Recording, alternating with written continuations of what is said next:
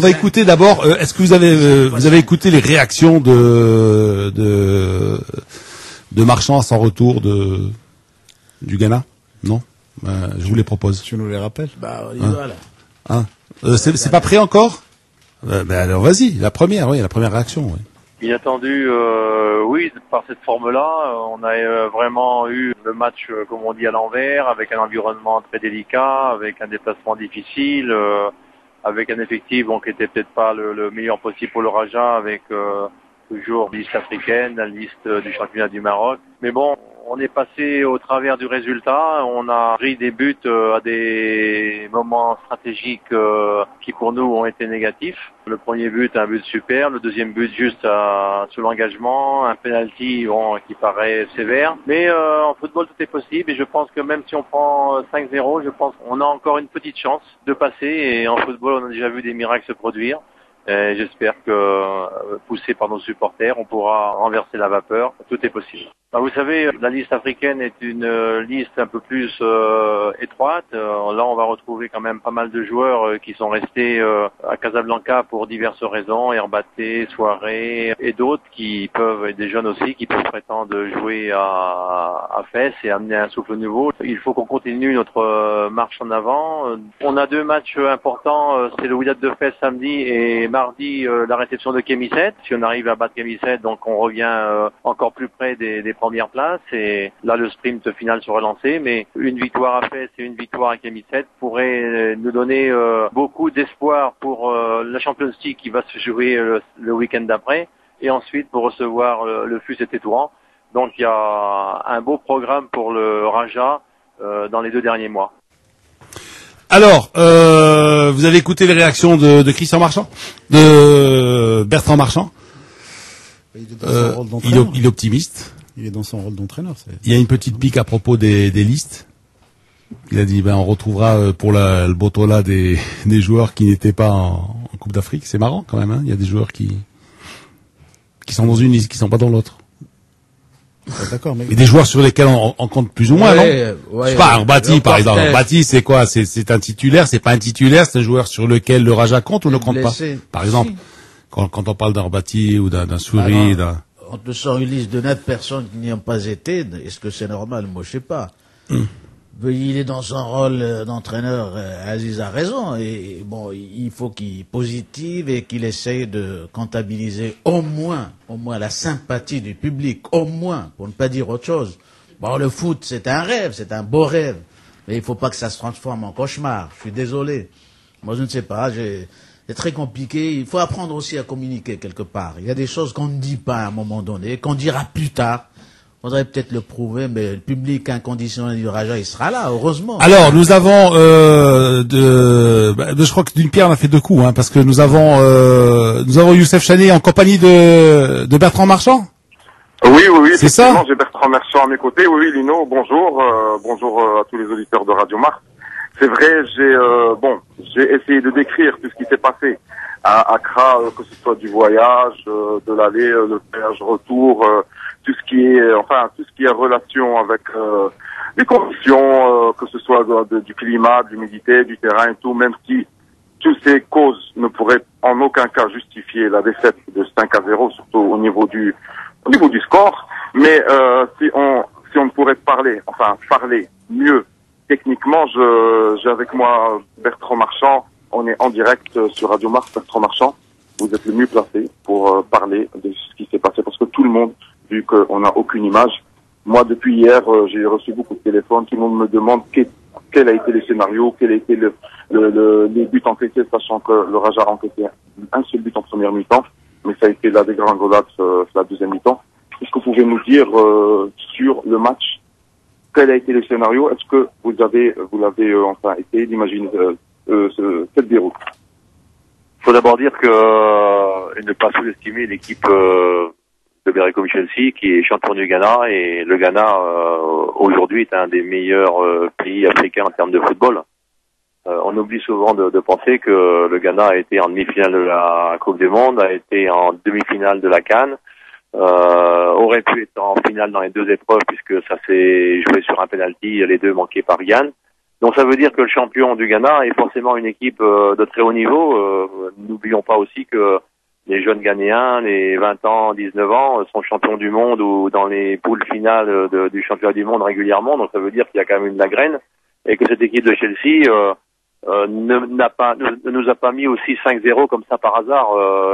Quand on marque 5 buts et qu'on en prend 5, c'est jamais un hasard. C'est un accident. Tout était contre nous parce que on prend un premier but qui est quand même exceptionnel avec une transversale d'un joueur ghanéen de la gauche vers la droite et une reprise à l'angle des 7,50 m.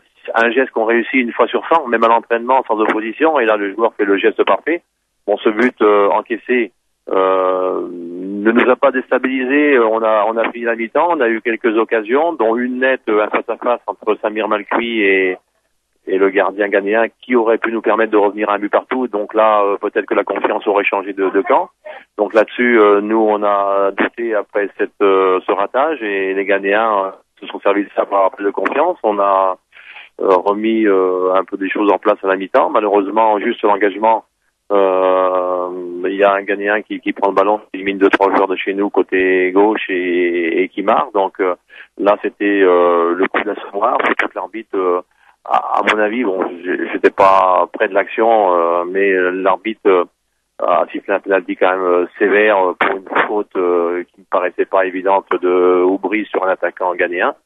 Et à 3-0, les joueurs ont essayé de revenir. On a eu des occasions. Samir Malkoui a encore une occasion sur une tête que le gardien va chercher. Sali tire sur le poteau. On a fait une seconde mi-temps où on a été plus dangereux. On a poussé sur l'arrière-garde ghanéenne, mais les Ghanéens, en pleine confiance, ont réussi par 2 fois à marquer sur compte. Lino, à peu près, Bertrand Marchand a essayé de nous expliquer. On a entendu. Moi, je voudrais poser une question à Christian, à Bertrand Marchand. Bien sûr. Alors, je te le passe, Lino, mais 2 minutes et je n'ai pas les écouteurs, il n'y a pas de retour. Moi, je te le passe au téléphone. Oui. Coach, bonjour, c'est Lino là. Nous sommes dans Mars Attack.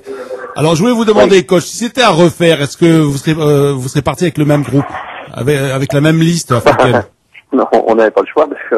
Non, mais je veux dire, si c'était à refaire, on avait 15 joueurs valides, donc autant tous les week-ends. J'ai des problèmes de choix et j'ai un effectif opérationnel de 22-23 joueurs et à choisir 18 joueurs sur 22-23 tous les week-ends parce que on a des joueurs espoirs aussi comme Afidi, comme certains autres qui peuvent postuler à l'équipe type en championnat. Autant là, on n'était que 15 joueurs valides, donc j'ai même pas eu de problème pour faire l'équipe parce que le 11, le départ se dégageait sans problème, donc on a essayé de colmater les brèches et puis de faire une équipe qui. Non, je sais que vous aviez les joueurs comptés. Non, mais je veux dire à refaire la liste africaine. Est-ce que vous aurez couché les mêmes noms sur la liste? Oui, vous savez, une liste africaine c'est compliqué. On peut pas. Au mois de janvier, au mois de décembre plutôt, on n'allait pas éliminer Souleymani ou Herbaté. On savait qu'il pouvait revenir peut-être plus pour le tour d'après parce que ça faisait court par rapport à son retour, à sa blessure pour ce tour-là. Mais bon, on pouvait compter sur lui. Et ensuite, on pensait que des joueurs comme Talaoui, Waki seraient opérationnels. Par rapport à que Jouari également, qui avait fait un très bon mois de décembre, serait opérationnel. Donc lui, c'était un problème de passeport qu'il n'avait pas. Donc voilà. Et puis on n'avait pas mis des joueurs comme Achraf Salimé qu'on prenait pour surtout 6 mois d'observation qui devaient découvrir d'abord le championnat marocain, des jeunes comme Afidi qui au mois de décembre, après des bonnes promesses dans des matchs au mois de novembre, étaient blessés. On ne savait pas trop où est-ce qu'ils en étaient. Donc la liste africaine, on ne peut pas la fermer au mois de décembre, faut la laisser légèrement ouverte pour pouvoir la remodeler ou la renouveler au mois de juillet. Mais c'est pas évident. Je dirais qu'avec tout l'effectif, on avait ce qu'il fallait. Avec l'effectif qui était à Vericoum Chelsea plus Herbaté, Souleymani, Talaoui, Waki, Jouari, Hassan Ter, entre autres. On avait ce qu'il fallait pour avoir une équipe une équipe de qualité. On pouvait pas non plus mettre 5 ou 6 joueurs en fin de contrat parce que ça portait préjudice par rapport à la suite si ces joueurs-là ne re-signent pas. C'est 5-6 places en moins. Et s'il devait re-signer, si on se qualifie pour les poules, c'est un problème de nombre et d'effectifs ensuite parce que les joueurs inscrits on ne peut plus les enlever. Ouais. Bon. Oui, ça se discute, mais ça c'est une question beaucoup plus d'ordre. Peut-être qu'on mettrait un Afidi, peut-être qu'on mettrait un Schraf Saliné, mais bon, naturellement c'est pas eux qui auraient changé la face des choses au Ghana. Hein. Oui.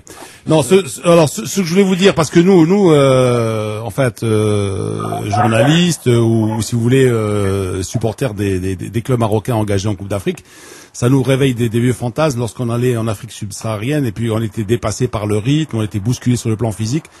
Est-ce que votre équipe l'a été sur le plan physique, sur le plan de l'engagement, sur le plan de la détermination? Est-ce que vous avez été bousculé par votre adversaire ou ce sont des incidents de jeu plus que une domination? Non, faut dire que l'adversaire, moi je connais quand même assez bien l'Afrique, des adversaires comme ça, j'en ai pas rencontré beaucoup.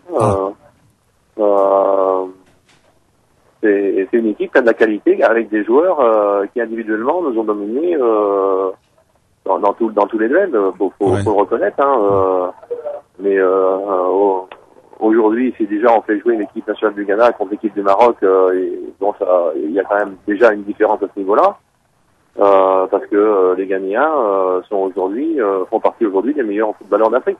Oui. Faut pas se cacher et se voiler les yeux. C'est pas.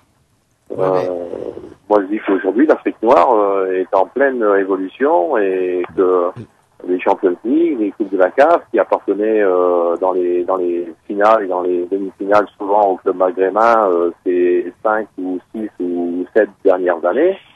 Des clubs comme Ali, l'Étoile, l'Espérance, les clubs maghrébins qui ont renforcé les derniers titres, ça devient de plus en plus difficile. Bon, l'an dernier, heureusement que le Mazembe a été écarté sur le tapis vert parce que c'est quand même eux aujourd'hui la meilleure équipe d'Afrique. C'est des joueurs puissants et des championnats comme le Ghana qui deviennent des championnats beaucoup plus réguliers, beaucoup mieux organisés. Je regardais même un autre match qui se jouait le samedi après-midi dans le championnat du Ghana. Donc je trouvais qu'il y avait un très très très bon niveau et une équipe faut pas se voiler la face. Une équipe comme le Berry, comme Chelsea en championnat du Maroc, nous on rencontre jamais des équipes de ce niveau-là parce que c'est une équipe qui serait dans le haut de tableau du championnat du Maroc par rapport à ses qualités. Bien sûr, le championnat ghanéen n'a pas les mêmes les perspectives, les mêmes potentialités que le championnat du Maroc, mais ces joueurs-là sont quand même de très haute qualité. Une dernière question, coach, parce que je sais que probablement vous avez du boulot maintenant ce matin, non? Vous avez une séance d'entraînement ou? Maintenant, nous, l'objectif, je dirais principal, je pense que l'objectif principal d'un club comme le Raja, c'est d'être champion. L'an dernier, ils ont été champions. Cette année, c'était mal parti, mais depuis 17 journées, je dirais qu'on serait les champions parce qu'on a fait un parcours intéressant. On n'a pas fait un parcours exceptionnel, mais on a fait, dans les équipes marocaines, depuis 17 journées, on serait en tête du championnat des 17 dernières journées. Donc, ça veut dire que on a fait un bon parcours. On a repris une dizaine de points depuis dans les 17 journées. On a fait 10 points de mieux que le WAC, 10 points de mieux aussi que le MAS. Donc, ça veut dire que on a quand même fait un parcours intéressant malgré des blessures de joueurs importants, Souleymani, Herbaté, et Talaoui, Waki. Et donc maintenant on va se repositiver là-dessus. On sait que le championnat il y a encore 9 journées, qu'on est à la course derrière le FUS et Tétouan et on est aux aguets et puis c'est-à-dire qu'il faut, Monsieur Marchand, c'est-à-dire qu'il faut oublier cette Champions League. Moi, je voudrais savoir, est-ce que vous avez jamais vu, excusez-moi, une question et après. Est-ce que vous avez vu jouer justement ce Chelsea avant cette rencontre ou vous l'avez découvert à l'occasion? Est-ce qu'il y a eu des cassettes? Est-ce qu'il y a eu de la prospection? Est-ce qu'il y a eu un travail qui a été fait? On avait vu cette équipe avant, sur des bouts de matchs, sur YouTube, on avait récupéré de séquences de matchs, mais Malheureusement, on n'avait pas de match entier de cette équipe-là parce que bon, le championnat du Ghana n'est pas aussi couvert et c'est pas aussi facile que de. Est-ce que c'est pas ça le football africain exotique là qui vous surprend quand on connaît pas et après on dit le Ghana et le Ghana on connaît, c'est une grande histoire. Mais on n'a pas été surpris, En gros, les comme Chelsea, ils ont joué ils ont joué avec les mêmes forces et les mêmes qualités que l'équipe nationale du Ghana, à un degré moindre parce que les joueurs, il n'y avait pas les frères Ayou, il n'y avait pas les siens, il n'y avait pas. Mais bon, les qualités des Ghanéens, on les connaît, c'est la puissance athlétique, c'est une valeur technique, une des meilleures d'Afrique, c'est de la vivacité. Ils ont montré toutes ces qualités-là. Ils ont montré, quand on est champion du Ghana, je pense qu'on ne peut être que champion qu'avec les qualités des Ghanéens. Et quand on est champion du Maroc, on est champion avec les qualités des Marocains. On connaît le football ghanéen, on connaît ses forces, on connaît sa qualité. On n'a pas été surpris. Moi, la veille du match, j'ai dit aux joueurs, on affronte le champion du Ghana, donc on va avoir des joueurs en face de nous, une équipe qui va jouer en 4-4-2 avec un 4-2-3-1 à la perte du ballon. Donc ça a été le cas. Il y a eu aucune surprise. Nous, la surprise, c'est qu'il y a eu autant de différences individuelles par rapport au duel. Et quand on a un joueur qui fait une superbe reprise de volée comme le premier but, sur le deuxième but, un joueur qui prend le ballon et qui élimine 3 joueurs haut la main et qui remet à la surface et qui bat le gardien. Le football, c'est d'abord ça. Hein. Si on est battu dans les duels, que ce soit défensif ou offensif, on peut mettre toutes les tactiques du monde en jeu. Merci coach. Voilà. Merci coach d'avoir été avec nous. J'en profite pour vous inviter un matin sur le plateau de Mars Attack, hein. Pas de problème. Voilà, à très bientôt. Merci à Youssef Chani aussi. Merci à Youssef Chani, voilà, et puis à Bertrand Marchand. On en sait un peu plus hein, sur. En fait. Sur le football ghanéen, on en sait des choses, ouais, maintenant. Non, mais attends, parce que voilà, justement, ouais. Parce que il y a mal donne, tu comprends. On a disserté autour du nom de l'équipe en rigolant, Chelsea, pas Chelsea, Bereko, etc. Est-ce que c'est une filiale de Chelsea ou non? Ils se sont avérés être une filiale de Chelsea, les gars. Ben absolument. T'as vu Marchand ce que dit Marchand? Tu sais, voilà. en Afrique, les mecs, en Afrique subsaharienne, il y a plusieurs clubs comme ça, l'Ajax, en Hollande, qui créent des clubs, qui les financent, et à chaque fois qu'il y a une pipite, c'est eux qui en tirent profit et à l'œil, quoi. Et ça ramène des milliards, ça on l'a compris. Il était même question à un moment d'avoir un Raja qu'on a créé. Mais ça a foiré, malheureusement, faute de moyens. Mais ils sont dispo en Afrique subsaharienne pour faire des opérations comme ça. Alors,